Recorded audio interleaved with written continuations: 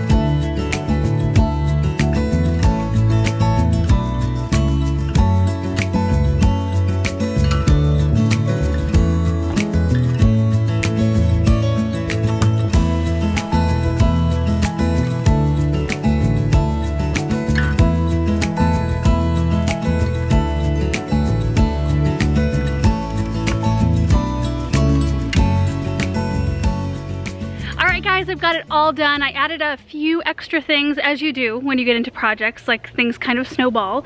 I ended up planting the black concrete pot that I have over here, added a couple extra things to the flower beds. I haven't watered anything in yet.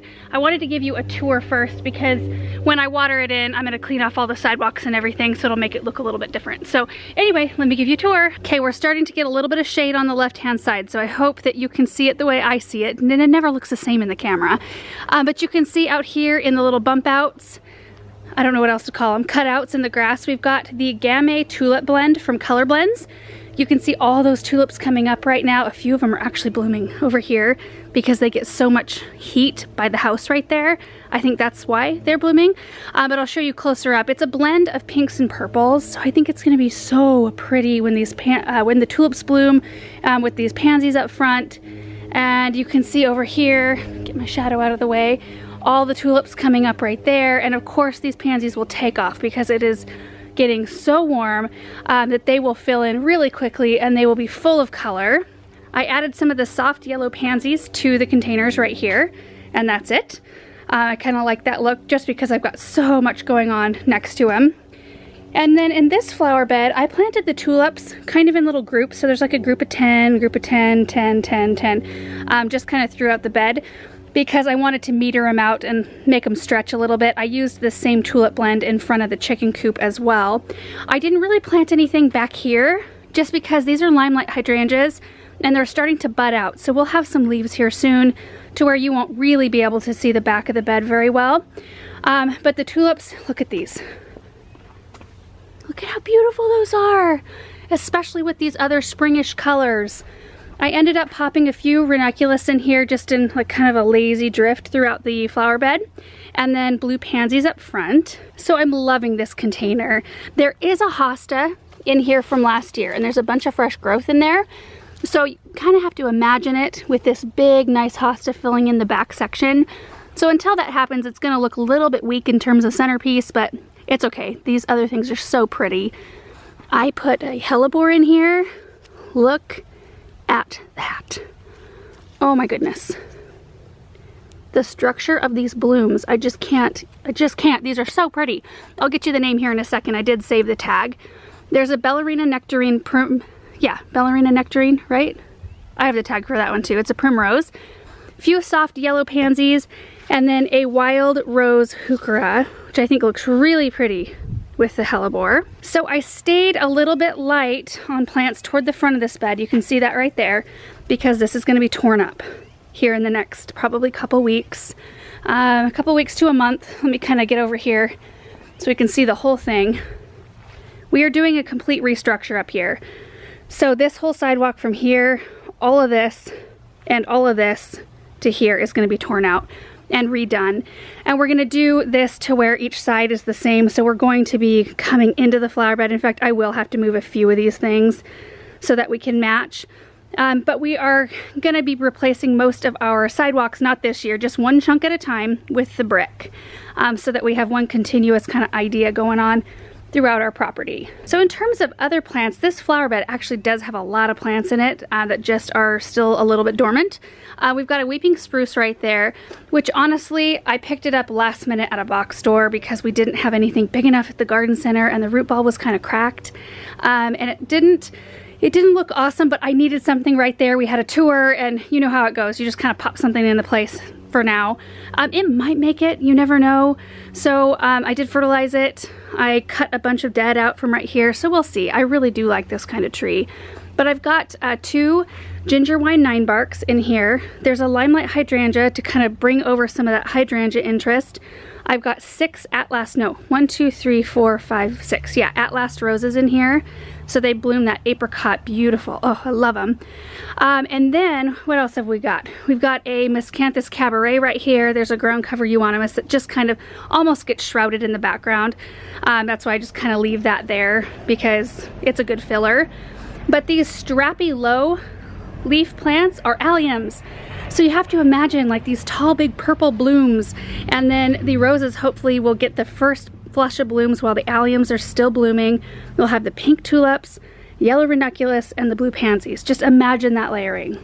It's gonna be awesome. And the other thing I'm kind of excited about, all the cans that these plants came in, I've been saving all of them because I've been starting so many seeds. Oh, the shade, it feels so much better right here.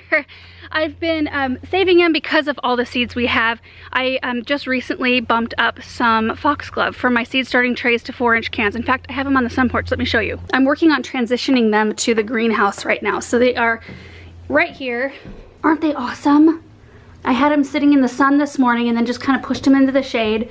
And I'll do it again probably for a couple of days, and then they'll go out to the cold frame to finish growing on. But these little 4-inch cans that the pansies come in particular are super handy. And it's a super great way to recycle the plant cans.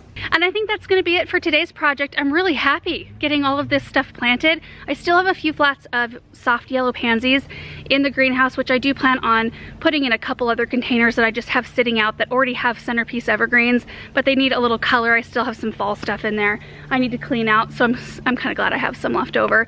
But I do need to water everything in, and then I'm gonna try to get some good pictures so we can have some like before and after, like right when I planted them pictures, and then what they even look like in a couple weeks, because I think it's gonna be a pretty drastic change. So anyway, I hope you guys enjoyed this video. I'm like totally probably red and dirty and sweaty. Well, I know I'm sweaty for sure, and I can't really see myself in the camera, so I apologize for my messy state right now. But I do hope it was inspiring to see some color and some plants amidst everything going on. I mean, this is such a great thing to be doing, just to like, I don't know, stay at peace with life. So anyway, thank you guys so much for watching, and we will see you in the next one. Bye. P.S. I just realized I forgot to tell you the names of these plants. So the Helleborus is a Winter Jewels Red Sapphire, Primo Wild Rose Heuchera, and the Primrose Belarina Nectarine.